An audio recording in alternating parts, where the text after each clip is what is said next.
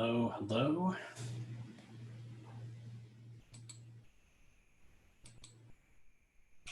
Promote our panelists here.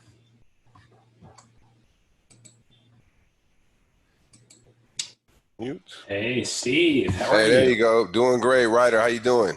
Doing well. Hey, Good Steve. start, dude. Hey, what's up, guys? What's up, Chris? What's going on? Well, I think I need to buy a new laptop so I can do the cool backgrounds like Ryder has. Right. Hey, that's a nice one, Ryder. We found out the other day my laptop can't pull that off. Like it says like Oh, really? Yeah, it's not good enough for that. So and I would like me some stormtroopers, you know. Yeah, right. That's real high tech there. That is Star Wars. That is Star Wars, right? That's right. Yeah. Looks good, man. Looks real good. Like last time he had like some type of pool scene in the background. You got to mix it up. You got to mix it up. Keep it fresh. Right. Well, I'm excited, guys. Thanks for having me on, man. It's good to do this with y'all again. Yeah, last time I actually, when I put the event up, I scrolled down through our long list of events, and I think it's about 2 years ago, right? Oh my gosh. Literally when I bought this headset was for this meeting 2 years ago. Hey, like May 2018 or something, I think. We got you all fixtured up, camera, headset, everything. Yeah, man, taking it one step at a time, one step at a time. And I got your message, Chris, on that. So yeah, we'll be right to the awesome. point with it.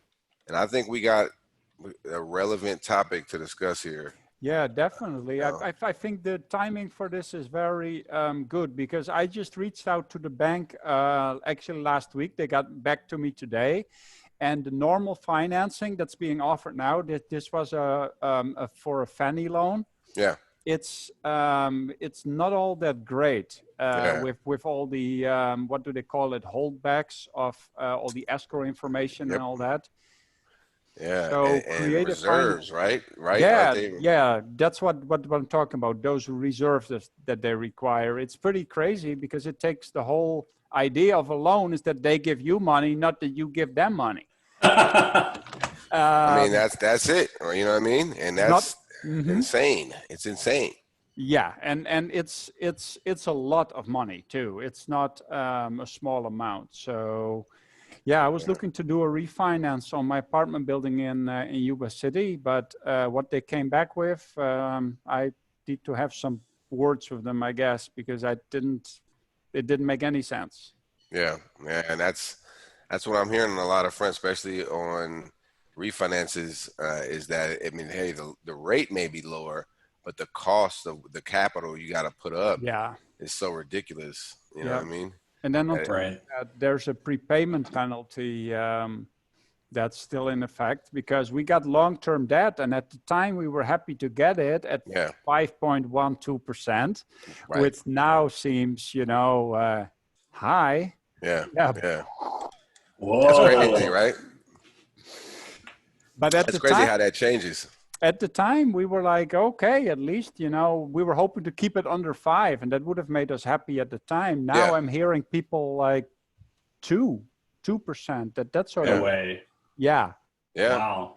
Yeah, I mean, those are loans of bigger properties, and they're like the higher, institutional quality loans maybe, but still, I mean, that's pretty insane. That is completely nuts. Yeah, it is. It's free money. Like there's a lot of deals that can make sense at 2%. Yeah, right. Especially like interest only and all that stuff worked in.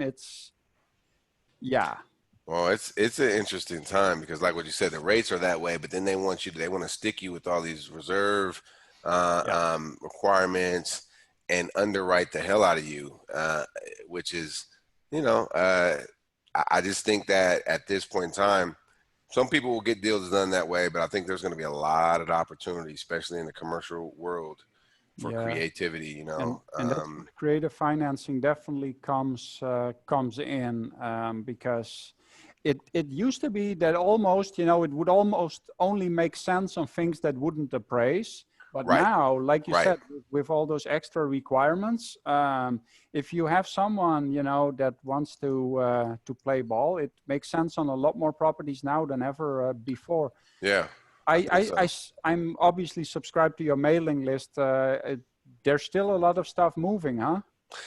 Well, it's, you know what's weird? Yes, there is, but like I'm selling this office building, right? I saw that, And the one in like Chabot Road. yes, it's in the Oakland Hills, and I got 2 offers on it. I set an offer deadline for Monday, and I Mhm. thought at the beginning, I said, oh, this is going to be a tough ass sale. It's an office building. It's in the hills. It's not in a major Yeah. business district. The people who are interested, for the most part, want to do some sort of development, and or there's one guy who wants to run a business from out of one of the units. So but it's interesting, man. I thought it was going to be a lot harder than it is. Meanwhile, like in Oakland, I read a statistic that somewhere close to 600,000 square feet of retail and office space has been vacated by tenants since COVID hit that just are walking on their leases. Yeah, on the So lease, but it's like the liabilities on those properties are longer term though. Like the owners right. cannot dump it as quickly as the tenants can walk out. That's right. And so, like, for instance, I track all the defaults, and I knew in August there would be an uptick, and we saw in Oakland, for instance, 4 new commercial defaults that were not there in July. And I think that we'll see more and more. I think residential will take its time. For homes, 1 to 4 units, they got forbearance, they're consumers. They're going to get banks they're not going to want to see this big wave. But for the investors of the world, and if their tenants aren't paying rent, banks, it's going to get interesting. And so that's why I think now is the time for this, because, there is capital out there. Interest rates are low. You put your money in the bank. It's like, what? It's like, it's almost, you put your money in the bank. It's almost like you got to pay the bank in a sense, Yeah. especially if you have any sort of fees there. And inflation. And the massive inflation, unprecedented. I think it's just starting right now. Ryder, have you been listening to Peter Schiff again? The guy who predicted 16 out of the last 7 recessions? Dude, he's putting out like 6 podcasts a day now. Oh, He's sure never been so excited. in a frenzy. He's in a frenzy. Yeah. Where do you guys? Because I've heard him speak one time, and I've been trying to track him down. Where's his pod? I mean, I'm not I'm behind on podcasts. Ryder is more of a devotee of Peter Schiff than I am. He's everywhere. He's on YouTube. I mean, if you just Google YouTube Peter Schiff, you'll find him. But he does 2 or 3 podcasts a week. Wow. And he's a perma bear. Yeah. I like it. Oh, yeah. He like invented the perma bear genre. Well, he's been right. I mean, gold and silver this year are out of control. Yeah, but like, how much rent do gold and silver pay? That is my problem with everything like that. Yeah, it goes up, Oh, wow, now it went up. So the only way now for me to make money is to sell my asset. Right. And that is it. It's not an income producing asset as far as I'm concerned. And for very wealthy people, I could see that it makes sense to have an emergency fund, for if everything goes wrong. But to be honest, I'm not rich enough to plan for when everything goes wrong. I need to keep my money busy, and I like to both get appreciation, but also get income, rent in my case. Sure, exactly. Sure. Well, Well, he would suggest a gold mining stock for you. Well, on that note, I look at it as like those gold and silver as ways like alternatives of stashing your cash. Like, for instance, and I just don't have cash like that. It's taking cash money off the cash. poker table. Yeah. But you still, I think real estate. And look, man, I think at the end of the day, we have a major downturn. Again, it's going to be opportunity for the guys out there, guys and gals who know how to navigate through these waters and can figure out, how to acquire properties the right way and then keep the income coming in. I think I think we need to be creative on that piece as things go forward, especially in the state of California, where and pretty hard to get rid of a tenant right now. It's getting even harder right now. I just saw a whole list of new proposals that it's pretty crazy. The direction that this is going. It's no wonder that a lot of people, including me, are looking out of state when it comes to residential. I think it's wise, man. I mean, I know some people are like, well, I need to be able to drive to my property. But at the same time, everything's virtual now. We're running whole companies that used to be, brick and mortar are virtual in a matter of months. Not like you're going to go out there and change the light bulbs anyway. So Ryder, what do you say? Do you want to stop the recording, start it back over, and we'll move into the official part of our presentation? I'll do a short intro and then I'll give it away to Steve. Yeah, I'm just going to edit this, more exciting part out and put it in the bonus section of the video. So we can go right into it. Okay, well, everybody that's joined by now, if you haven't joined, maybe you're watching this in the replay. Today we have Steve Peterson with us. Steve is the broker and also the owner of Infinity Investments, a commercial real estate brokerage out of Oakland. He's specialized in income producing properties. The first time I spoke to Steve is, I want to say about 4 years ago, and this was on top of a three-story apartment building in Stockton that was called the Marina Courtyard Apartments. And I can assure you there was no marina and there wasn't even a courtyard. No courtyard either. There were, however, about 50-something apartments that I thought were too expensive at the time. And now I would think they weren't also all that expensive. Whoever bought them ended up buying them, probably doubled their money by now. Yeah. But that ended up not being me. So before I give it over to Steve, I just want to point out that Steve is also a CCIM. Not all commercial brokers are a CCIM. That's a certified commercial investment member. That requires quite some additional education that Steve went through, and now he can wear the official pin for that too. With that, I'll give it over to Steve and he'll tell us about doing deals in a creative way, which, as we were just talking about before we switched the recording on, is now more important than ever. Because putting a deal together is easy if the bank is easy and forthcoming with the money. Banks right now are still lending, but they have quite a lot of restrictions, and you might be able to work around that if you get a little bit more creative. So Steve? Right. Well, thanks, Chris, and thanks, Ryder, for having me on. And I think it's just what you said, we've got to put our hats on, our problem-solving hats in this environment as we move forward. As like what you're saying, interest rates are low, but getting a loan from the bank in the commercial real estate and investment world is becoming more and more difficult. And so we've seen this before, not too long ago. And so there also are some alternatives. So that's what I want to talk to you guys today about. I've got a presentation, I'll run through it in regards to creative financing. And my understanding of your audience is more of a sophisticated investor audience. So I'll go through the presentation. If you have some questions, we can kind of leave that at the end. We'll maybe field some questions and kind of take it from there. And Great. So what I'll do, if I'm able to here, is to share my screen and pull up this presentation. And we're also going to, if you haven't gotten a chance to look at our little survey, I sent the link to that out. So we'll discuss that at the end as well. But I think it'll be kind of interesting to get everybody's perspective on real estate and where we think the economy and the markets are going. Yeah, I'm very interested to hear the results of that one myself. Yeah, me too. In the marketplace, everybody's got a different opinion right now, so it's it's interesting. So just Chris talked about me and my company, Infinity Investments. I started the firm in November 2009 when there was literally blood on the streets, and so it was a great time for investors that were buying. We didn't know at that time where the bottom was, but what we were able to do is figure out, hey, these properties actually cash flow. And working in the Bay Area, we hadn't seen cash flow for quite some years. So it was a good time to buy. I started the company. I've also had the honor of serving as president of the California Association of Real Estate Brokers and the Associated Real Property Brokers. Those are the state and local Oakland chapters of NAREB, which is the National Association of Real Estate Brokers. That's the Black Brokerage Association.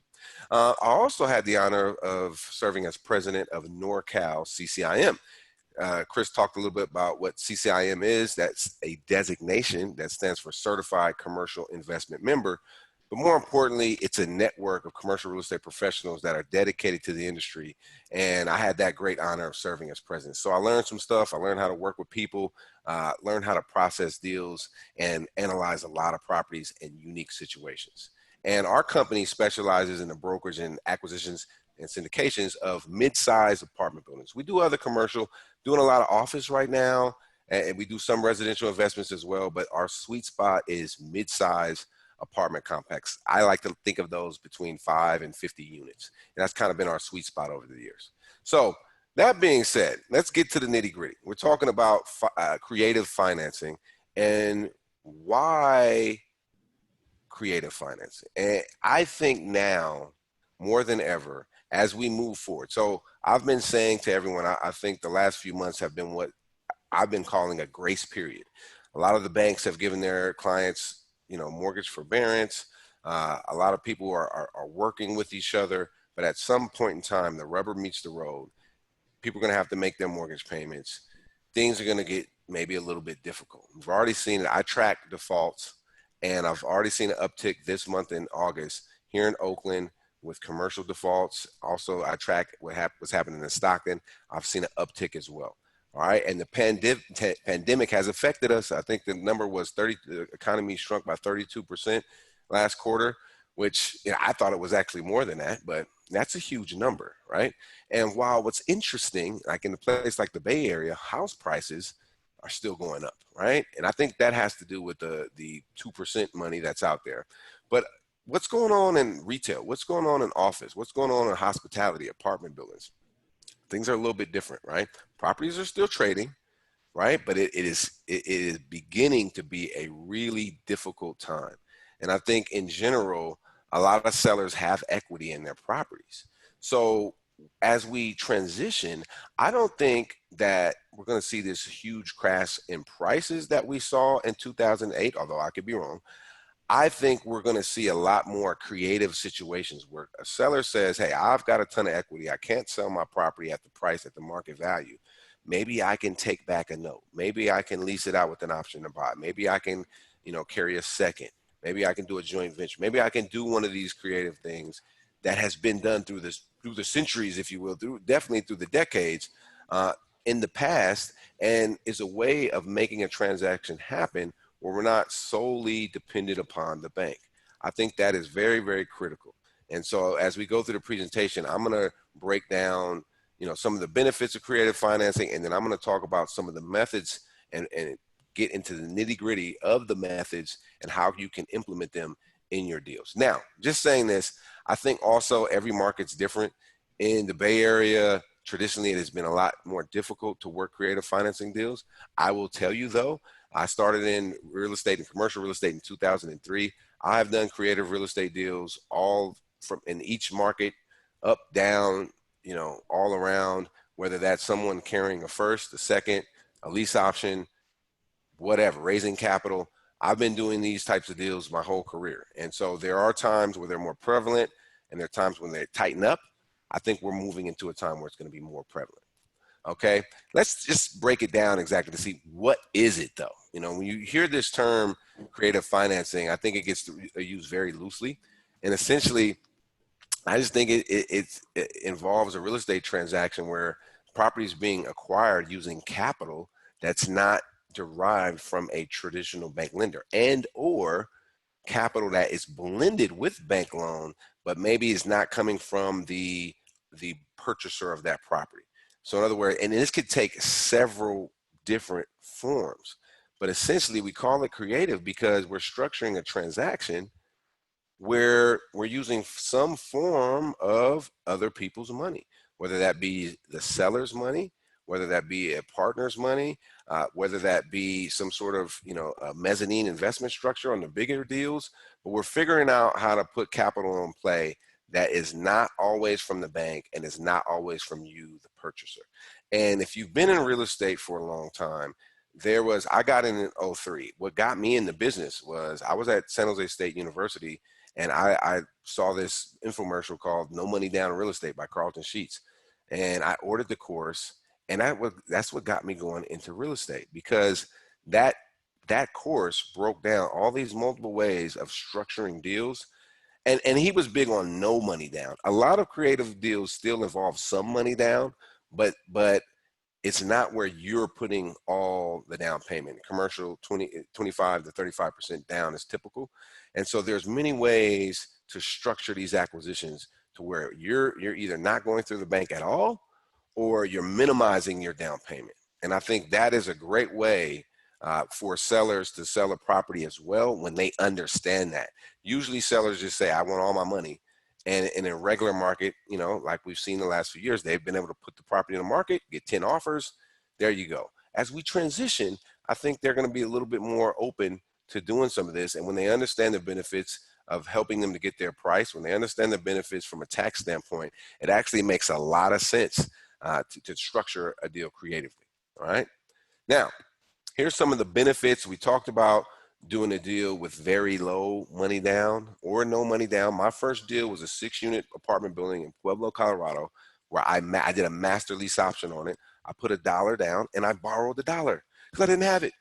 But that was a form of a no money down type of transaction. I've done several of these type of transactions where there was low money down, less than 25 to 30%. I think that's more what we'll see. And it also allows you to purchase a property larger than your current cash available, than the capital that you currently have available. So let's say you have a few $100,000, but maybe you see a great opportunity, and you can partner with someone else or ask the seller to carry financing, and that would allow you to purchase a property more, you know, where your existing capital may be limited. So that's a great way to stretch your dollar as well. Now, you can also obtain a mortgage from a seller if you have less than stellar credit.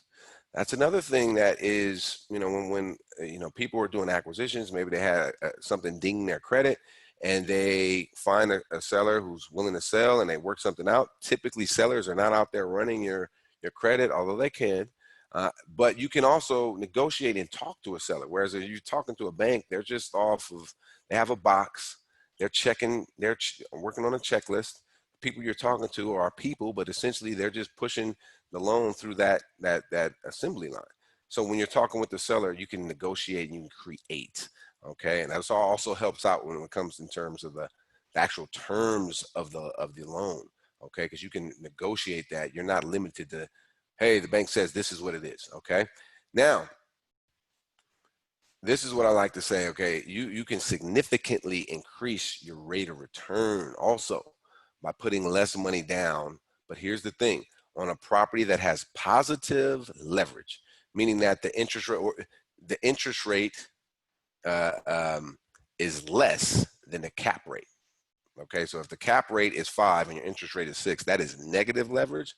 If the cap rate is 6 and the interest rate is 4.5, positive leverage. So when you put, let's say, 10% down versus 25% down in that scenario, and the interest rate on the first loan and then the second is less than your overall rate of return, now you've increased your rate of return on that 10% down pretty significantly. Okay, that's probably one of the best benefits of creative financing and why it's used on some of the bigger deals. Now, you can also control and profit from a property without even owning it, and that's using options or land contracts. So it's a great way of getting in the game. It's a great way of stretching out your dollar. It's a great way of increasing your rate of return, and also maybe controlling assets without being fully committed to them. A lot of developers, by the way, will control land via an option before they go out and get all the financing, because they want to go bring it through the city, they want to entitle it, and then go and get the financing. And a lot of them do that with these creative strategies. Okay, now that's all fine and dandy, but why in the world would a seller agree to this, right? Why would the seller agree to this? Now, first off, I think now in this climate that we're going into, there are some capital gains tax advantages. We'll talk about that, but this allows a seller to get a higher price than they would get if they just are selling it straight up conventional for cash. In general, in the creative financing world, we're negotiating for as a purchaser, Mr. Seller, I'll give you your price, but I want my terms. Okay, give you your price, my terms, meaning that the seller can get their price. Now that may have to be stretched out over time, but this is an investment, and sellers who are looking at the bigger picture can wise up to the fact that they can maybe get their price. They just have to stretch it over time. Okay, but then also that minimizes the amount of capital gains taxes that the seller would have to pay. And it can also provide a stream of cash flow to the seller with security. And it's a really passive form of income to the seller, because we all know, especially in the apartment building world, even if you have a property manager, that you still have a variety of things that you have to do in terms of operating that property. So when you as a seller sell it, now the owner is responsible for dealing with all of that. All you have to do is receive a check. That is a great way of really converting your equity into a form of passive cash flow while minimizing your tax liability. Now, it also helps the seller to move a property. And this is where you have to be careful, okay? It helps the seller to move a property that is just not attractive to other people. In other words, maybe it has high vacancy. Maybe it is in a really tough neighborhood. I've seen this a lot. Maybe it has really bad deferred maintenance or really bad physical issues to the point where the bank will not lend on it. And again, we talked about lending tightening up. A lot of back in the Great Recession, there were a lot of great deals out there, right? But a lot of the great deals were 60% occupied, 70% occupied. You could buy them for the value of that cash flow. The challenge was you couldn't finance them traditionally, because the vacancy was too low. So you had to go with hard money or partner up or get some other kind of loan, because the bank wasn't going to give you a loan unless there was like 80 to 85% occupancy. So another way for a seller to carry is if their property has high vacancy, a lot of deferred maintenance, and the bank won't lend on it. But you, as an acquirer of this real estate, have to be careful that you don't want to just do a deal because the creativity of the financing. The deal still has to make sense. And that's the one thing I want to, continue to talk about. I did a presentation a couple of weeks ago about opportunity zones and group investing. And the key thing I said there, same thing with 1031 exchanges, is that you've got to do the deal based on the merits of the deal. The financing, the opportunity zone, the deferral of capital gains, that's icing on the cake. The deal still has to make sense fundamentally. Okay, because you can get into a bad situation just because the seller was willing to carry. That doesn't necessarily help you out though. Okay, and I really want to drive that home as we get into these strategies. All right, now a couple rules of thumb, like I was saying, all things considered, we're negotiating for terms, not so much for the price. However, you don't want to overpay. Okay, you don't want to overpay, especially a lot of times creative financing is done in the short term.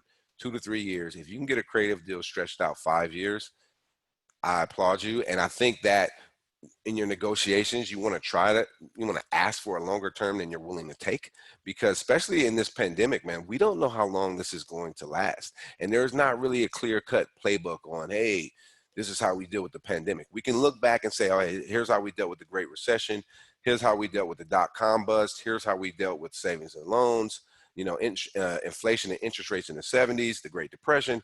But as far as I know, we don't have a playbook on pandemics in the global economy.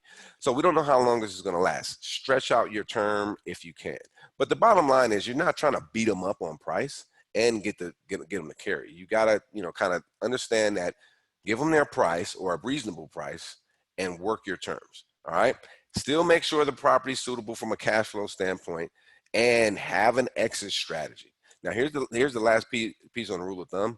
Also, a lot of these deals get done outside of traditional title companies. I think you still need a quality escrow company that can get the documents properly recorded. A lot of this stuff will happen private party. I've seen this firsthand back in the early 2000s. I did a lease option deal in Santa Clara County, and they wouldn't let us record the option at that price. Now, I didn't know what I was doing. What I should have did is went to an escrow company that would have recorded the option, because you absolutely can and should record options. But I went to the county recorders. They said, nah, we don't record these things. Get out of here, kid. And so I didn't record it. And, I wish I would have recorded it, right? So make sure that you get the necessary documents properly recorded. If you're not going to go through Old Republic, First American, there are a bunch of escrow companies that can help you out with this. making sure that the documents are properly recorded. All right. That being said, all right, let's get into the meat and potatoes. I want to set the table. I wanted to build the foundation. That's important. But now we're going to get into some of the sexy stuff that I think you might be interested. So here are the basic techniques that I've learned about and have implemented. Master lease options, and we just say master lease options for you guys out there that maybe are doing residential deals. Same thing as a regular lease option. Just once you have more than one unit, it's now a master lease. You're master leasing each unit. Okay, land contracts and contracts for deeds, as we call them in the state of California. Every state, they're different. Essentially, these are installment sales. Wraparound mortgages, which is a all-inclusive deed of trust, as we call it in the state of California. Seller carried first and second deeds of trust, which is the traditional, this is the more traditional way of seller financing. Something that's very interesting, joint venture partnerships. This is done by, again, a lot of developers will joint venture with someone who has a plot of land, and they'll bring the equity and the expertise. The partner has the land, and they put together development. The newer, I won't say newer, but crowdfunding is become very popular as a result of the Jobs Act back in 2012. And, putting together capital from self-directed IRAs, investors with self-directed IRAs, and 1031 exchangers in the form of syndications has become very popular. It's been around though for forever. I just think with the internet, we have more information around about that. And so it's a great way of structuring a deal. Now there's opportunity zones, which is a little bit more complex, but another great way of using other people's money creatively to structure a deal. Now, the last one is more of an institutional measure, but still, some of you guys may be scaling up either now or you're in the future, and you may be looking to employ preferred equity and mezzanine structured finance. What these are large firms who place equity or mezzanine debt structures behind first position loans. So in other words, let's just say the property's $20 million, the senior lender's in at 14 mil, there's a $6 million equity need, the sponsor comes in with 1 million, and then remaining 5 million, let's say a mezzanine lender comes in and puts that mezz piece on top of the first loan, or preferred equity comes and puts that equity piece. It's on top of the first loan, but it is an institutional deal. These typically start at 3 million. Some companies out there will do it 2 million, but they start at 3 million, meaning the deal's got to be like 20 something million. So that's more of an institutional deal, but all of us can play ball in that space either now or eventually, right? Some of you may be there already. So these are the techniques. I'm going to break down each one. And I see a few chats coming in. I will get to them. I just want to go through this information, and at the end, I will certainly come to you guys. So let's just start with the basic one. Seller carry back first and second deeds of trust. And in Cali, we call it deeds of trust. It's a mortgage, right? It's a security against the property. But note that, and me and Chris were talking about this, the language is different from state to state. So make sure if you're going to invest out of state, which I, am a proponent of, get familiar with that language and some of their rules, all right? But bottom line, a seller carried the first or second deed of trust. When you do the deal, the deed will transfer at close. You'll see through some of these other techniques that it doesn't always transfer, but in this method, it is a traditional sale where the deed transfers at close. Now, the seller is taking back either a first or second, they could potentially do both, but usually it's either or, a first or second deed of trust in association with the promissory note that spells out all the terms of the loan, just like a bank does, but you can negotiate these things, all right? And typically, most sellers want to do this in first position, in my experience, but what I see a lot of, and this is where I think guys pay attention, that we'll see a lot of sellers willing to take seconds in this market, because the buyer can come and say, well, I can go out to the bank and get 65, 70% leverage, no problem. Well, we know it's a little bit tougher, but they can say, I can go out and get that from the bank, and I can get it at 3.5%, 4%. But what I can't get from the bank is that second going up to 80, 85, 90% CLTV. Mr. Seller, would you be willing to carry that in second position to go up to 85, 90% CLTV. I'll come in with 10%, 15% down, but I stretch my money out. I can therefore, instead of me beating you up on price, I can give you your price. You just got to take back some of that equity over a period of time. And it's spelled out in the terms of the note, whatever you negotiate. And again, like I was saying before, try to stretch that term out as long as you possibly can. I think this one is going to be more prevalent than sellers taking back first positions, because this is the gap money. This is where a lot of the sellers' equity is at. And they don't want to just give that away. If they can sell it to you and you give them their price and you negotiate, again, you have to negotiate favorable terms though. You don't want to kill yourself in this. It can make a lot of sense. Now, sellers typically are not going to run your credit score, but they might. Okay. And so just be prepared for that. And even if you had some credit issues, you can talk to a seller. Whereas if a bank runs it and they just say, you're 1%, you're 1 point under our limit, just now we kick you out. With the seller, you can have a discussion and we can negotiate, which is kind of a lost art these days, but you can do it. All right. And this is just the traditional way. This is the easiest way to get this done. Again, you got to make sure these documents are properly recorded. Very, very important. Now, sometimes the lender does not want a second position loan behind their loan. Every lender is different though. Some lenders will say, nah, no way. Now, if they say, nah, no way, then what you got to do is record it outside of escrow. And then figure out a creative way, to get enough money into escrow that satisfies them, and then record that deed outside of escrow with another escrow company not handling that transaction. Okay. That's legal. However, you want to be honorable in terms of dealing with your bank. You guys can figure that out though. All right. So I just want to point that out. So the next one is the master lease option strategy. One of the best ways of acquiring real estate, in my opinion, is the master lease option strategy. Okay. And it's essentially when you take over operations of the property by leasing the entire complex. Okay. The same thing as if you were to lease a house. Let's say we're dealing with the office building. Again, I think this is going to be big in office. So somebody comes and says, Mr. Seller, why don't I lease your entire building? That way we get some income coming to you. I'll take an option for the next 5 years. And within 5 years, I'll pay you X price for this property. In the meantime, we're going to pay you some money each month. And when we pay you that money, we want a percentage of that to go towards our purchase price. The same thing as a regular lease option, except for it encumbers the whole building. All right. This is a great way for you to take control of an asset without having to go get a loan.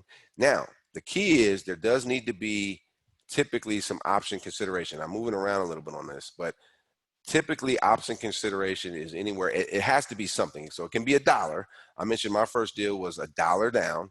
I did have to borrow it though, but it was $1 down. Typically it'll be anywhere from 1 to 5%. I put 3 to 5% here. You want to put the least amount of money down, because when you give the seller option consideration that purchases your option, that money's gone. It's not coming back to you. It does get credited to the purchase, towards the purchase price. So if you're able to follow through on your transaction and close it out, that option consideration is basically like a down payment that gets credited towards your purchase.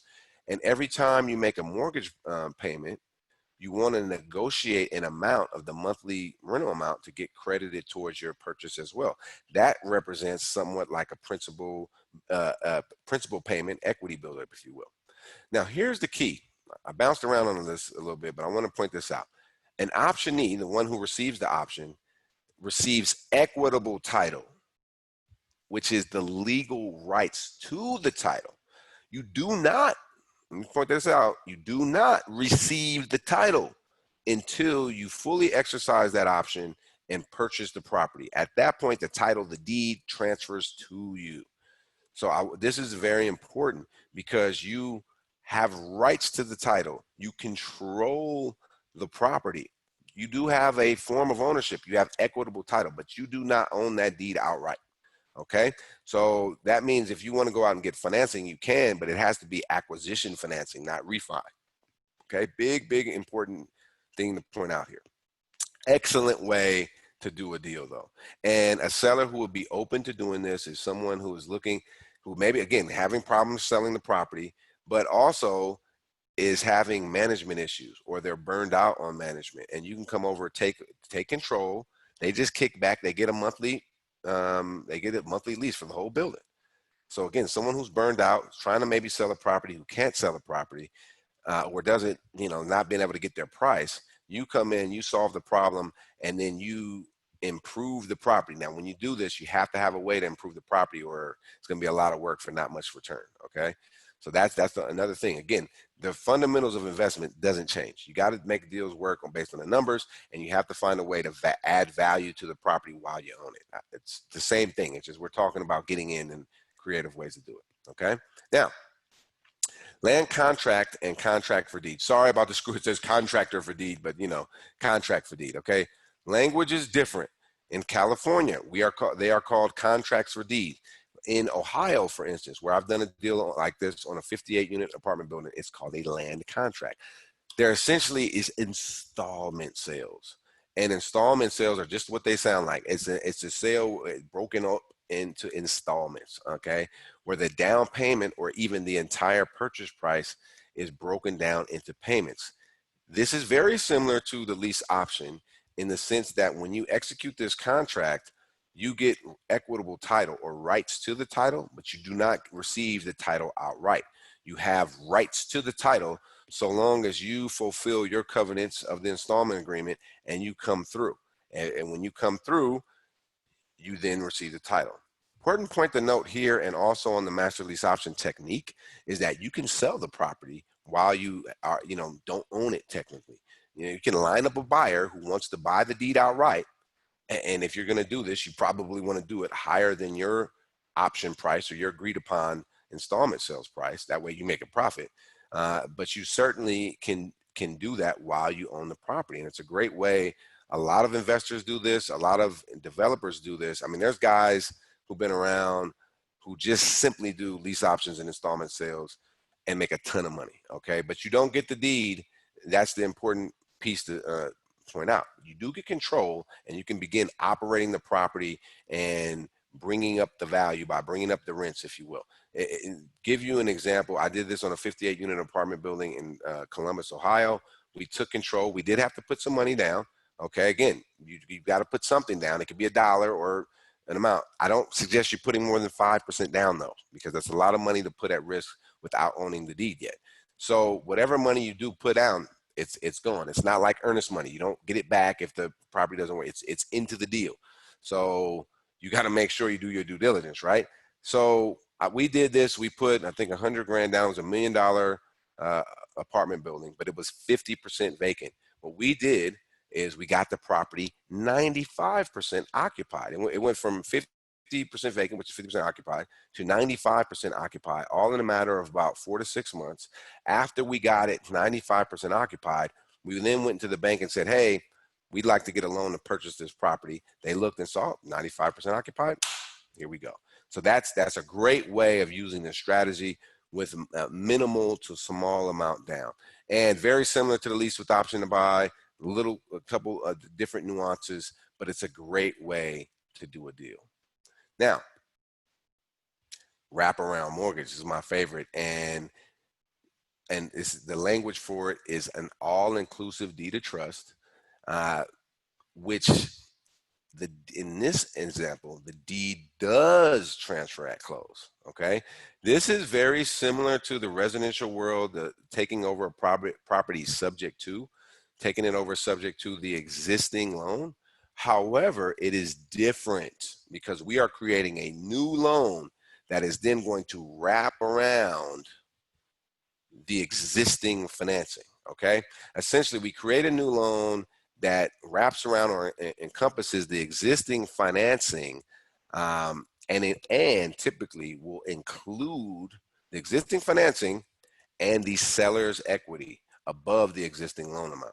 Okay, give you an example. I did a deal like this in 2008, right before the crash. I was the listing broker, and we got my client out in the nick of time because he was, it wasn't working out for him. We put the property on the market. I want to say $750, and it was having a tough time to sell. We got an offer that was interesting, where the buyer said, "Hey, I'll give you $750, but I only want to put $100,000 down, and I will wrap around. We'll create $650,000 loan." That wraps around I think our loan amount was about $5 or $550. right? So what happened is they put 100 grand down, right, at close of escrow. The deed transferred, went from my client to the buyer. 100 grand got put down. Interesting for you brokers and agents out there, I got paid full commission, all right, out of that 100 grand, out of the down payment. Now the buyer puts the 100 grand down payment. We execute a new mortgage in the amount of $650,000. That $650,000 new mortgage in favor of my client, the seller, wrapped around my client's existing loan that was between 5 and 550. Okay, the deed transferred to the buyer, close escrow. So what happens is, now the risk in this, guys, is that the bank didn't know about all that. Okay, the bank wasn't privy to that. The bank didn't approve it, and the bank wasn't asked to approve it. Totally legal way of doing a transaction. Okay, just the bank didn't know about it. Okay, so what happens though after close is the buyer makes the mortgage payments to the seller. Seller takes the mortgage payments, makes the mortgage payments to the bank. Okay, what in doing so, you have to put a neutral third party in place. And there's all kind of different escrow companies that'll do this, to where they receive the payments from the buyer, and then what they do is make the mortgage payment directly to the mortgage company, and anything left over they send to the seller. Then they do a proper accounting of the transaction and get documentation to each party. Okay, a little bit complicated, but that's the best way. That's the best practice on if you're going to do a wraparound mortgage, because there needs to be proper documentation. If you're the seller, and there is risk here, bottom line, if you're the seller and you're doing this, okay, you got to make sure when you get that mortgage payment, you pay the mortgage. So the best way to do this and take the liability off you, get a neutral third party to accept the payments and make the payments. And if you're the buyer, you got to make sure that seller is making those mortgage payments. Again, the best way to do it is have that neutral third party. Okay, key here, guys, there's a risk involved. The bank is not aware of this. The bank is not approving it. The bank can call the loan. If they find out about the transaction, which interestingly enough, in this deal they didn't call the loan though, because the foreclosure crisis had begun. Okay, and they were, working through the deal. But the reality was that is a real risk. And that's also a risk, like for you guys doing subject to financing, where you just maybe give the seller a down payment, some cash, and you take over their existing loan. That's not assuming a loan. Now you can go through and that's another form of creative financing, doing a formal assumption, but that's not what we're talking about here. All-inclusive deeded trust, wraparound mortgages, when you create a new loan that then wraps around the existing financing and the deed transfers. Excellent way of being able to do this, do a deal, but there's risk involved, okay? I think we'll see a lot more of this as we see sellers getting a lot more flexible, and particularly in the world of retail and office property, okay? So, being able to sell a property and have somebody come in with the creative idea of being able to operate that property, this is a great way of doing it, okay? And we'll keep this train rolling. We're just gonna wrap up here soon. Now we're going to talk about syndications, okay? Again, this is another form of creative financing. It's just now a little bit tougher, because maybe you try to structure this deal with a lease option, or maybe you try to structure it with the seller carried first or second, a wraparound or installment contract, and the seller just said, you know what, nah, I need my money. I need that. When we close escrow, I don't want to have anything to do with this property. I want to take my money in 1031 exchange, or I just want to take it and go to, wherever I'm going to retire. So, but maybe you don't have all the cash to buy that property, and it's still an excellent deal. So now it's time to raise capital from investors to help you to acquire the property. There's several different ways of doing this, okay? Joint venture partnerships, and when I say joint venture, the legal structure of joint ventures, or as we call them, joint tenancy, not a good way of doing it. You want to legally put together an LLC or LP, limited partnership, but I think LLCs are the best way. Talk to your attorney, talk to your tax folks if you're putting this together. But there's a legal entity, typically an LLC, where there's multiple members or multiple managing members involved in the LLC as partners, not necessarily passive investors. And I'll give you an example. Bought a fourplex in 2013 where the investors are, we're all like partners in it, but it was done through an LLC where I was the managing member and the other investors were also managing members. And we, there was ownership interest. I was 20%, they were 40-40. Okay. And we made decisions. We made them as a group. Okay. And we operated together, and they were not passive investors. We were kind of partners in a deal, but through the LLC structure, very important, we were able to, do that deal. I did that deal with no money down. Okay. And I took that deal down with hard money, and then raised money with investors. So that's a way to do it. Now, there's also a way of doing it where you go out and acquire the property, and then you put together like a private placement memorandum, where we're talking about crowdfunding, where you go out and raise capital from passive investors, where people are not, they're limited members, and they're not involved in the management, and they're just getting a rate of return. So there's some security laws you have to pay attention to, and a great way of accomplishing that goal is putting together a private placement memorandum, which is regulated. It's part of the legal world of the Regulation D capital raise, and it's a great way of going out and raising capital in terms of acquiring a property from people who just want to invest. They don't want to be a part of the management. They don't want to be a part of the decisions. They just want to put up capital. By the way, there's a bunch of people out there like that. Okay, and there's a bunch of people who are in 1031 exchanges or have self-directed IRAs or sold a company and want to put some money in the Opportunity Zone Fund, where you can structure an entity to go out and raise capital to acquire real estate that you have identified. Okay, the key here at the end of the day, you got to find great deals and be able to have the wherewithal to communicate the economic benefits of the deal to potential investors in a way where they're going to see themselves making a return, and there's still an economic benefit there for you. You don't want to do all this raising capital and doing stuff just to be giving them a rate of return and make some small fees. You got to make sure that if you're putting this together, that you're making it worth your while, and that you're following the rules. Okay. You can also, just put together private promissory notes from individual investors, like in IRAs, to invest with you as second or third position lenders on a deal. That's another way. Okay. Bottom line is, if the deal makes sense, you can go out and raise capital in a variety of different structures. Talk to your attorney, talk to your tax folks, get as much knowledge and education. There's a guy by the name of Gene Trowbridge. If you Google him or pull him up on YouTube, he's got a great book. I believe it's called "It's a Whole New Business" on syndications and raising capital the right way. Check that out, guys. If you have it, excellent book. Okay.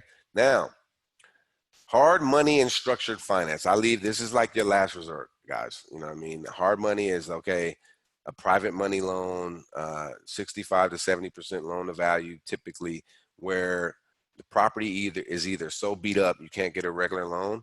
You go to a private money, or your credit is so beat up you can't go to get a loan from the bank. Okay, so it's an equity driven loan. They're going to stick it to you in interest rate. Okay, they're going to stick it to you in points and fees up front, and it's going to be a short-term loan, typically 1 to 2, 2 to 3 years, rarely 5 years. But if you can find a 5-year hard money loan, that's a great term on a loan. Now, when they give you a loan like this, the LTV is going to be only 65 to 70%. There may be some lenders, and specifically outside of California, you might be able to get higher leverage than that, but all things considered, it's going to be about 65 to 70% leverage on that. Now, I talked to you about the bigger deals of commercial real estate involving mezzanine loans. Mezzanine loans are basically it's a fancy word for second position deeds of trust. But a lot of them involve, if there's a deed of trust, but they also involve you pledging some of your equity in the LLC. So it's a blend of debt and equity. Okay. And this is done on institutional type deals where the equity required is at least a minimum of 2 or 3 million, and they like to do bigger deals. So that's why I say this is like the last result. Or if you're doing bigger deals, this is an option. I worked on a deal like this in 2007. It was a $24 million acquisition of a 336 unit apartment building in Katy, Texas, where I was part of the team that acquired it. I didn't acquire it, but what I did is raise capital for it. There was an $18 million first position loan, and we raised $4.5 million from Arbor Commercial Capital, which was a mezzanine loan. And then we went out and raised money.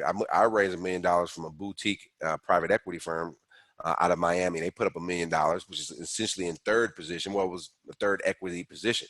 So it was money on top of money. Okay. And that was an institutional deal. And that can be done, but it is complex. It is complicated.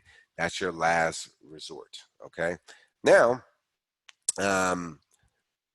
cross collateralized loans, I don't recommend them. The reason I don't recommend them, that's when you have a bunch of properties you own, ton of equity, and maybe you're trying to get a loan on the new property, but the leverage, maybe you're trying to get 80% loan to value. And the lender says, well, I will give you 80% loan to value if you let me put a second on your other beautiful property, which means if the new property you buy screws up and you lose it, they can then come after your other property, which is why I don't recommend it. But it can be done if you think that the deal is that great. It's a way of using your equity in one property to help you to purchase another property. Very risky. I'd like to see you maybe go raise money from a partner or ask the seller to carry or move on than just taking that approach, because it's risky. And joint venture equity, this is also becoming popular. I've seen a deal like this where, you got to find a wealthy family individual who says, hey, I want to put up cash to buy properties, but I don't want to manage it. So I'll put up all the cash, you manage it, and you get 10 to 20%. This is less likely in real life, but I know a few people who've done deals like this where, somebody's really wealthy, he's got a lot of cash, but they don't want to deal with tenants, toilets, and problems. You deal with that, and then you split the equity. But what happens is they pretty much run all the show, call all the shots, and as for you, the person who actually is feet to the ground, that can be very annoying. So, just take that with a grain of salt, if you will. And that wraps up our presentation. And I'll stop to share, and so we can get to some questions here. But I'm kind of going fast because I know you guys are a little bit more of a sophisticated group here. But I wanted to make sure that we spend some time, if there is some questions, if you will, because there's a lot of nuances in this. There's not really one deal that is alike. There may be similar, but in the world of creative financing, the biggest thing that I love. So Carlton Sheets, some of you guys may love them, some of you may hate them. In the real estate world, everybody's got different opinions, but what I loved about that course was he mapped out all the ways of creative financing, but he also in that course teaches you how to analyze property.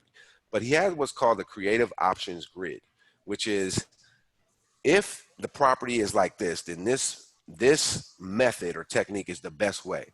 Okay, if there's no equity in the property, then look at it, do it this way. If there's a bunch of equity here, because there's not a one size fit all. That's the biggest thing I want to say to you guys, is that it involves of creatively working through some problems. So hope that was helpful. I would love to get into some questions or whatever we got right now. Yeah, Steve, thanks for the presentation. Great as always. As far as that grid, I think maybe it's safe to add it on to your presentation, because I think Carlton Sheets just passed away in January. So I heard about that, man. I just heard about that. It's too bad, man. Yeah, well, he was 80 years old. Yeah. But he did real estate right through the end, I think.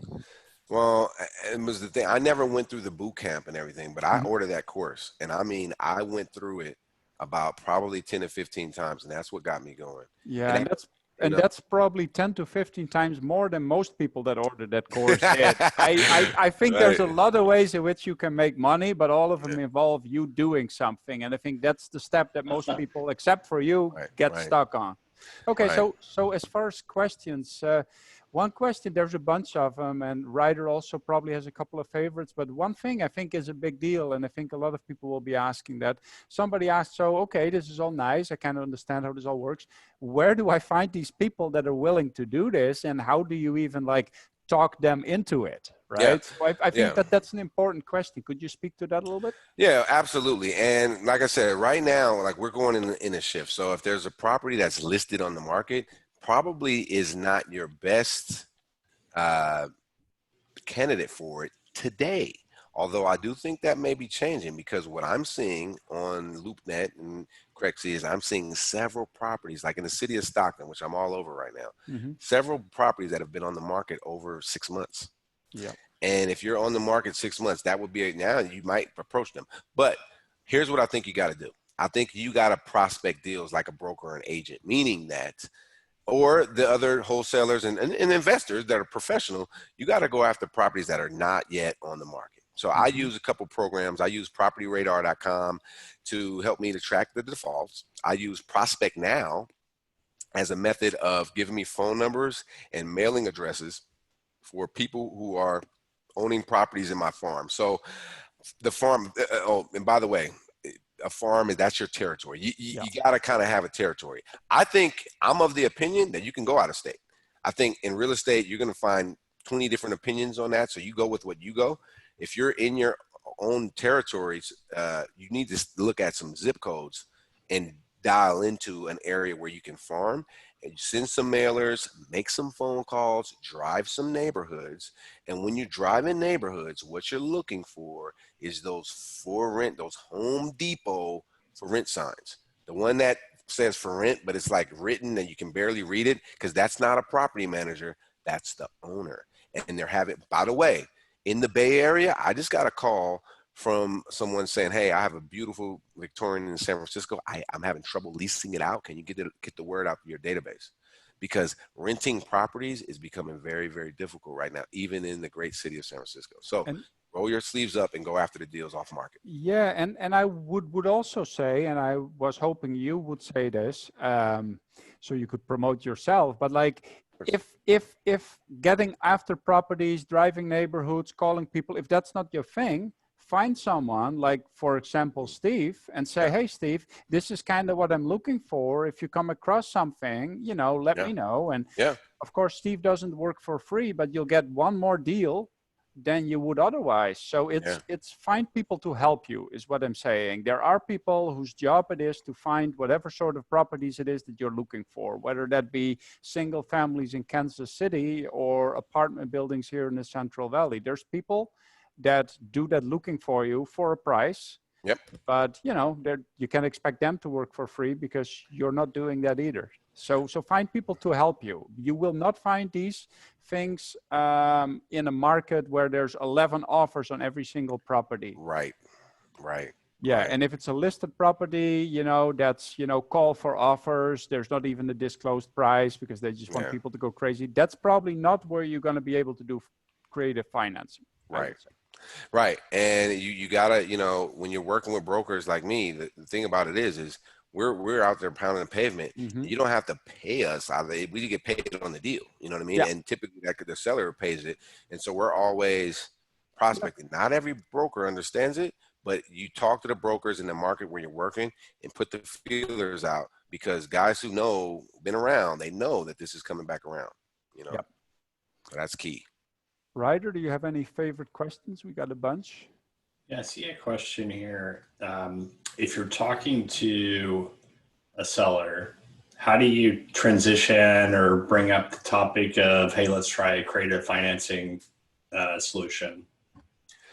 Well, so, okay, a couple things on this. Now, there's a few different opinions. I'm of the opinion that, first of all, you want to go through a series of questions to determine the seller's motivation. So you want to ask the seller, well, why are you selling? Are you going to be doing a 1031 exchange? Are you retiring? Have you identified the property that you want to purchase? How concerned are you with the capital gains taxes? Is this property, do you love this property or do you hate it? Because what happens is you need to figure out if in your mind, if they're a candidate for, you don't want to just call them up and say, hey, are you willing to carry financing? You got to finesse it. So through a series of questions, and you can figure out where they are. And I typically will, on the first call or first conversation, I'm looking to just build a conversation, build a relationship, build some rapport, get some basic information, go back and do my research. And then I always like to schedule another time to get down to the nitty gritty. And on that second meeting is where I'll typically bring up the ideas. If we can get you exactly the price that you want, are you open to carrying any part of the financing on this property? Only then that I like to do that, because I've at least established at that point that they've got equity, they can do it, or that they are even open to do it, or they're a good candidate to do it. Because if you just come out to them up front, hey, you want to carry financing, that, even if they're open, even if they would, what you've done is you've thrown up a sales barrier, and hopping over it's going to be tough. So you got to ease it in. And first of all, go figure out if they're a candidate. If they are, then figure out, okay, then you can do your research. Roughly, I think the property's worth X. They owe Y. So they've got equity.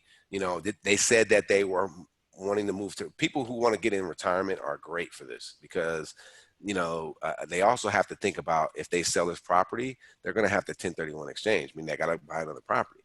So if not, they're going to pay taxes. So if they can carry for you, they kind of solve both problems, if you will. So the direct answer is, my advice is on the second call or meeting, not up front, unless through conversation it comes up. But build that rapport first, do your initial contact, get the meeting, and then on the second meeting, come back and pose it if it's a possibility, and then just kind of take it and go from there. When you're trying to, all this is predicated on you're talking directly to an owner. If they have already listed with a broker, in your opinion, is that kind of like, okay, that's not really going to work for me? Or do you still try to get in touch with the owner?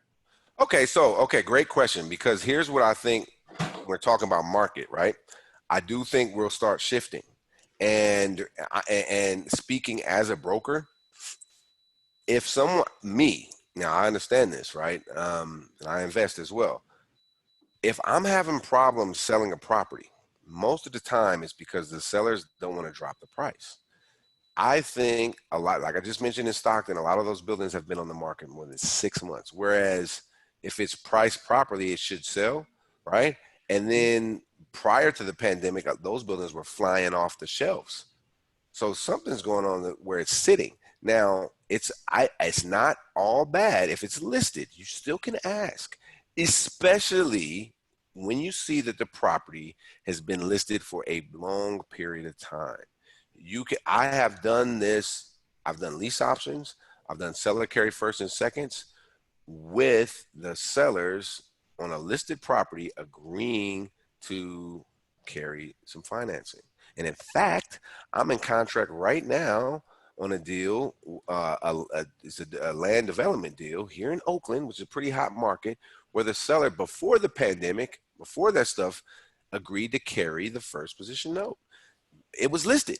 So it's not the kiss of death if it's listed, but I think look, I have an office building for sale. I put it on the market last week.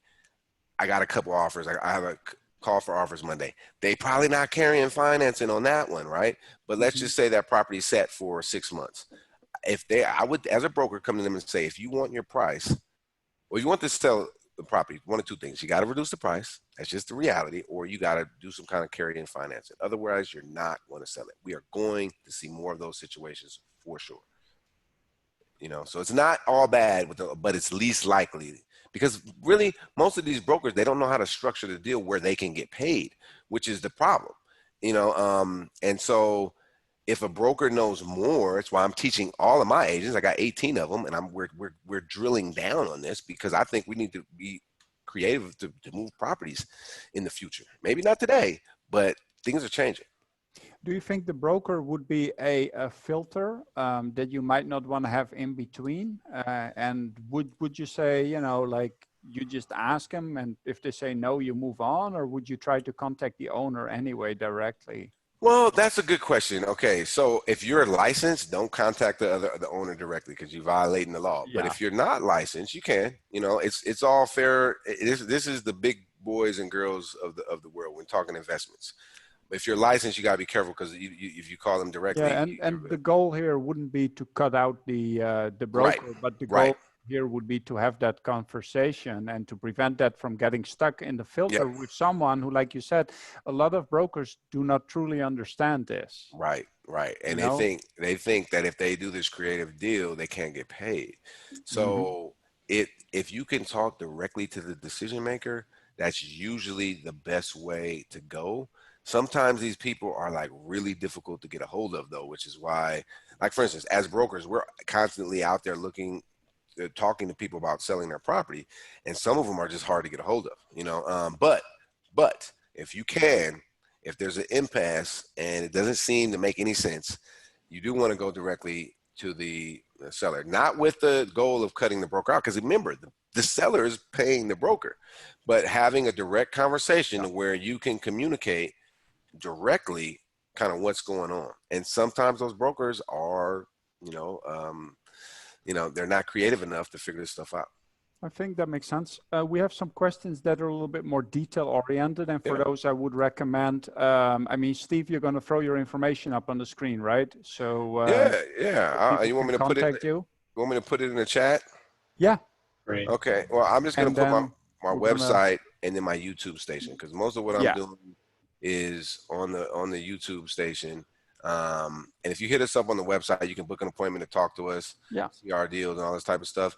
But check out our YouTube station, because we're putting out our content all the way, all of our content's on YouTube, and I think we got some great content that's out there. And what I'm trying to do, as a broker, as a business person, really, as we expand our company, we're in this pandemic, my shift or pivot, everybody is saying pivot, so I'm trying to use different words, but my shift is that I'm really working on utilizing technology to operate the company. And so I'm asking people, book an appointment with us online versus calling us, because you can get, if you go on our site, you can book an appointment to talk with us like this, versus if you call in and I don't answer, someone has to get back to you and it's a back and forth. First, just go to the website and book it, and then we're online. We're on Zoom, and we can talk. And so that way you can be sure that it's at the time that you have the time to dedicate it to, and it's not like I'm driving and I need to get out of my car. Right. And that's my transition. And I think all of us, we got to look at whatever our business. Real estate's an essential. Housing of people and businesses is essential. However, the details, the terms, the rates, the financing, all of that stuff is up for grabs, up for negotiation. But we all have to figure out what are our halftime adjustments during this situation. And we don't need to have a crystal ball, but we do need to be able to think quickly on our feet and figure out a way forward. Absolutely. So Ryder put out the survey earlier. It looks like we got some responses. Ryder, do you want to cover it so we can see where people are at with their minds right now? I've been pretty interested to see this, because I know how I feel about things, but I don't have a lot of perspective. So we don't have the crystal ball, but we do have, like, everybody puts their crystal balls and we put them all together and see what it looks like. So looks like 21 responses, and if anybody hasn't submitted yet, can always add to this and increase our data accuracy. So we asked, what is your outlook on the U.S. economy? And there were a couple of multiple choice options. It looks like our most popular, 43% of people said, I'm not sure which way this thing's going to go, which makes sense. I think that's the safest answer. And then 28%, or 6 out of 21, say this is a recession like 2008. Chris has been reminding me again and again that this is technically defined as a recession already, because we have two. Yes, that is one of my stick horses, but people say, oh, I don't feel like this is a recession, or I don't like, but it's not a feeling. It is like, it's either freezing outside or it's not freezing outside. It's, anyway, that's what you get when you go to school for economics. You got stick horses like that. So what do people's outlooks look like? So then we've got, so I think to summarize this, people are either like, I'm still not sure, or this is a recession, which is on the lighter side of, I'm scared as heck. This is a depression. Most people seem relatively optimistic, more optimistic than I would have thought. Only a temporary setback is our third most popular. So that's good. Dude, it's crazy how much of, especially the stock market is just on perception. Stock market is 100% feelings and consumer. The only thing that you're investing in is that you think that other people think that other people feel about it a certain way. Seriously, that is what the stock, it has nothing to do with the underlying values of the stocks, of the companies, or of the revenue that the companies made. If people, it is just a game. And it's like an emperor's clothes where nobody points out the obvious. Right. And that's why I don't particularly, I'm not big on the stock market, because you have no control over this game. If all of a sudden people feel irrationally depressed or irrationally optimistic, the value of your stocks just goes either up or down. It has nothing to do with how you analyze the company, how you pick the stock. Yeah, it's crazy. It's crazy, right? I mean, insane. Yeah, it's casino basically.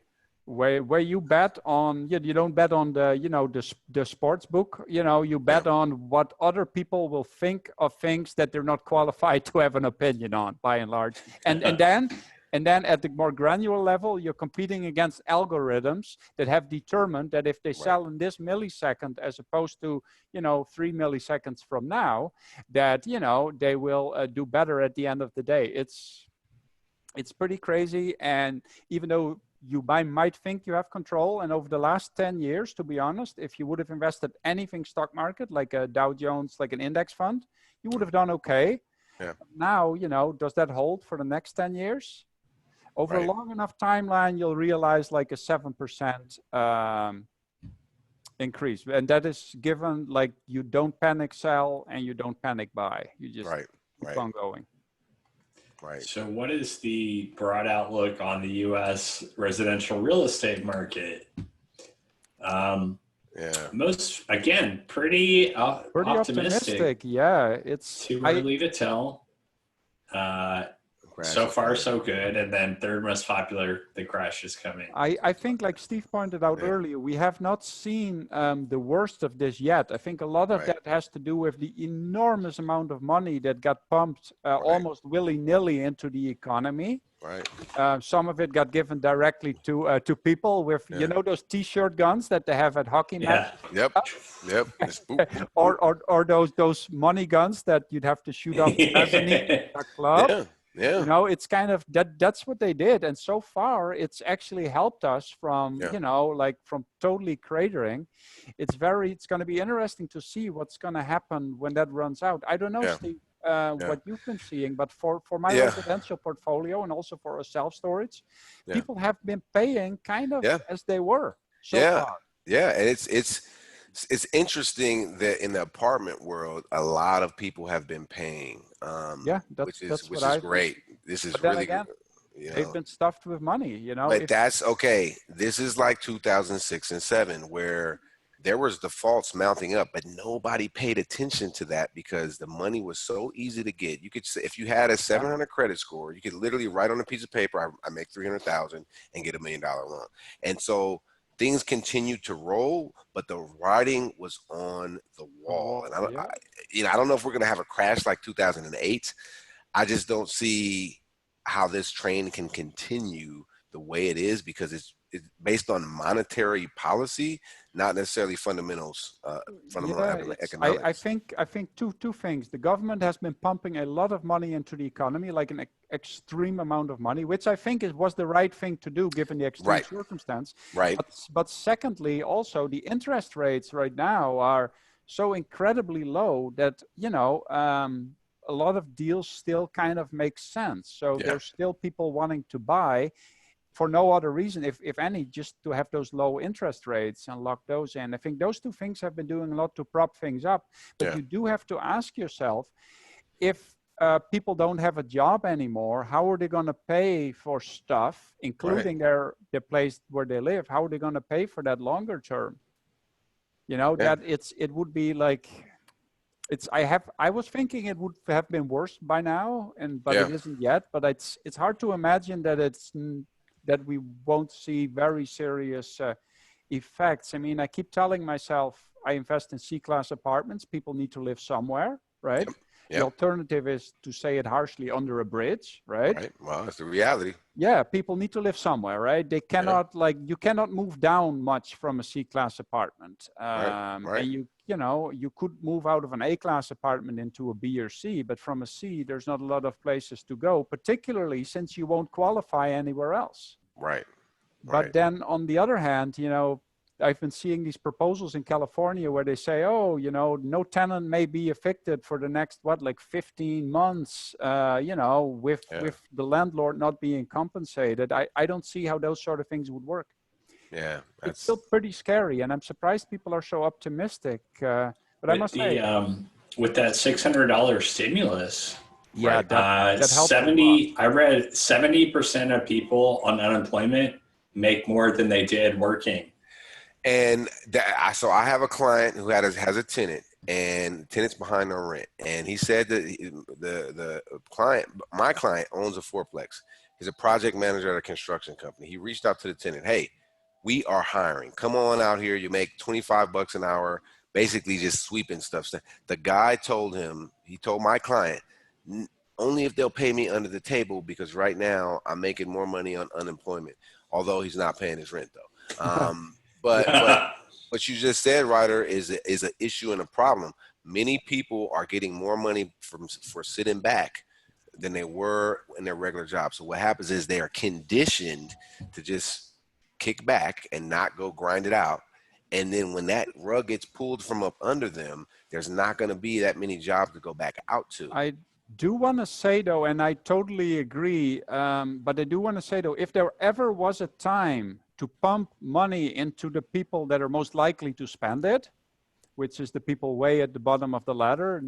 Now is that time. Now is the time, though. Because right now, I don't think the problem right now overall as an economy is that we can't find people to do work.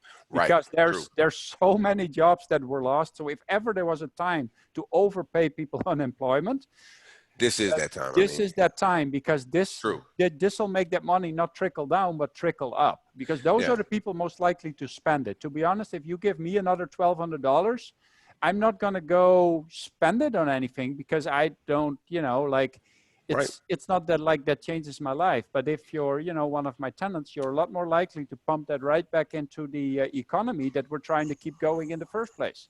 And that is why a lot of people are able to pay their rent, because of that money that we are talking about. And so, it'd be interesting to see how it goes forward, if and when that stops. I hope they extend, like what you're saying, Chris, because we all kind of need it right now. If ever there was a time, and I don't even want to think about what this means for the national debt longer term and the inflation that we'll have to rack up in order to get rid of that national debt. But it's if there ever was a time to overpay people in the lower segment, then now would be it. Because like I said, it's not like a problem, despite these people that are now getting paid more on unemployment than they did in their job. The general problem in the economy right now is not that there's a lot of jobs going unfulfilled.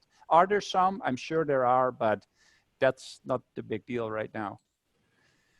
So there's still a lot of people looking to buy. Let's get through these. When do you think unemployment and the economy will recover to pre-COVID levels? The most popular answer was 2022. That would be my guess as well. The second most popular is late in 2022, late 2021, and a couple of people think early next year. I think I was part of the purple group there. I think these, like a lot of the jobs that went away, they're just not there anymore, and they need to be recreated. And that's going to take time. Yeah. Bottom line, it just takes time. I think it's after 2021, because think about where we were before COVID. This thing was rolling. I mean, it was rolling like never before. Yeah, you know what I mean? And you might argue, how many yogurt shops was it really sustainable to have in a single mall, right?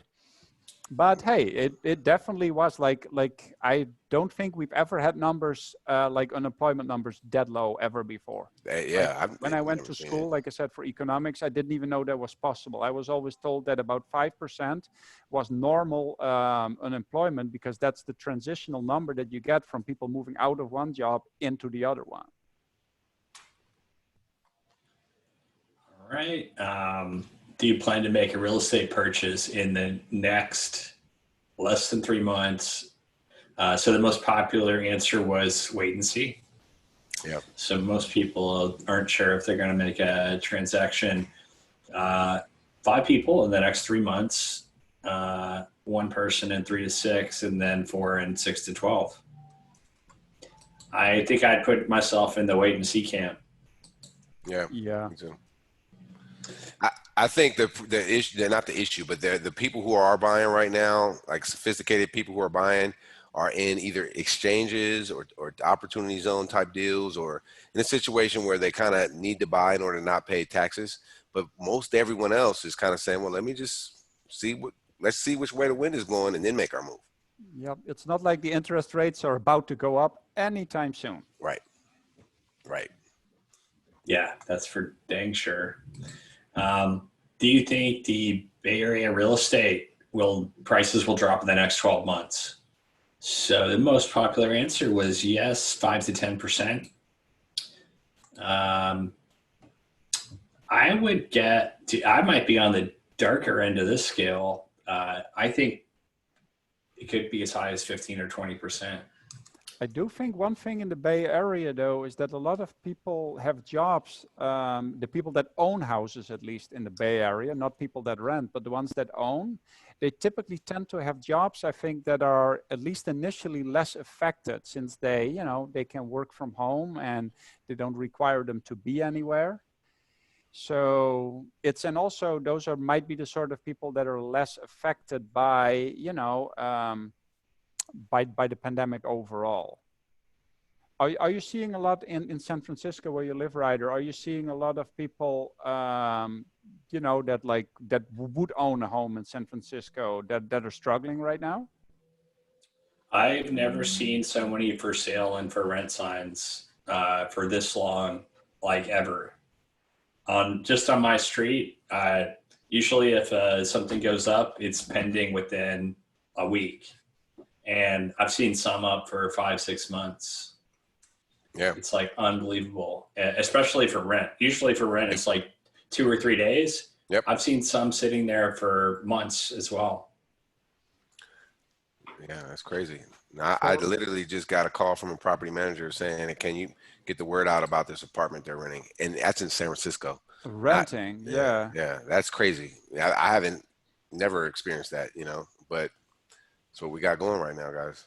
Yeah. And my friend Flavio, he does a lot of transactions in the Bay Area. And so he has a good pulse on things. And he's saying the condos, really hard, really slow moving condos.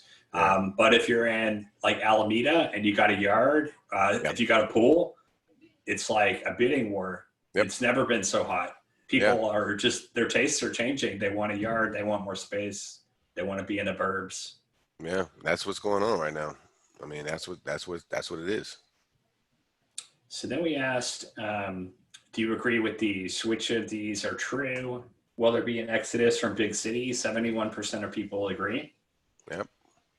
Retail commercial real estate is in serious trouble. 86% of people agree. Yep.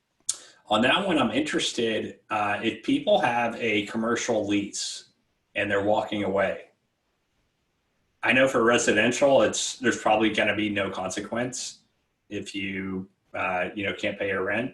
What about commercial? Well, yeah, I mean, there's consequences because the landlord, but it all basically breaks down to the landlord's, in my opinion, ability to go after the tenant, because the landlord, again, you can go after that tenant, but it costs money. There's no free legal defense for landlords, and especially in commercial, you're going after corporations in generally, not all the time. So a lot of times it's small businesses, but you got to figure out, is it worth going after that tenant? Are you going to sue the Cheesecake Factory and win? That's the question. Exactly. And this during the pandemic, right? Yeah. How are you? So, I think in some cases you'll see it, but a lot of landlords are not going to have the resources and wherewithal, or just want to direct their time and attention elsewhere versus going after these guys. However, there's publicly traded companies who back out on their lease. I have to report that.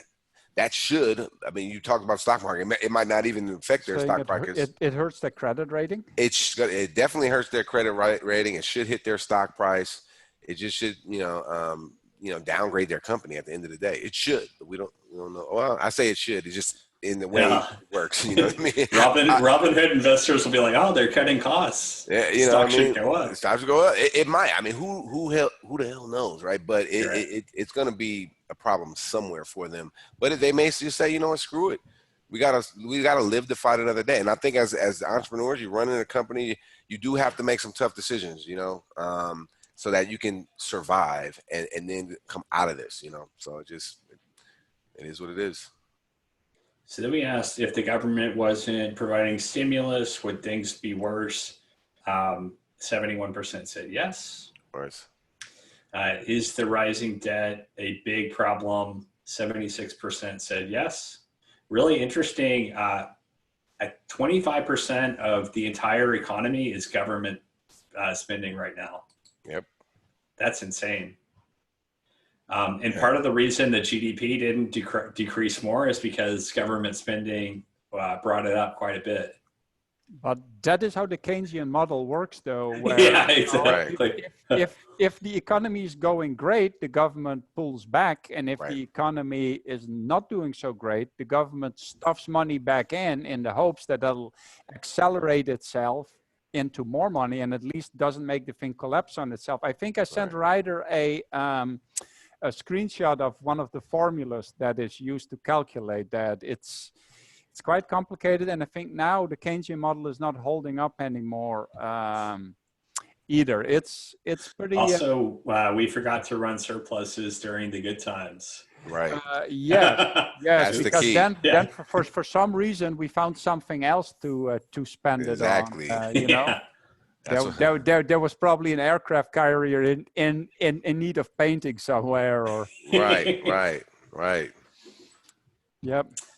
But on the other hand, though, if you're the most powerful economy in the world with the most powerful army, when you have a great credit rating, you can rack up a lot of that. And who's going to come after you, really? Because you do have that freshly painted aircraft carrier. Well, yeah. That's one thing you got to think about, because as this thing, you talked about that is kind of how it works, though. Yeah.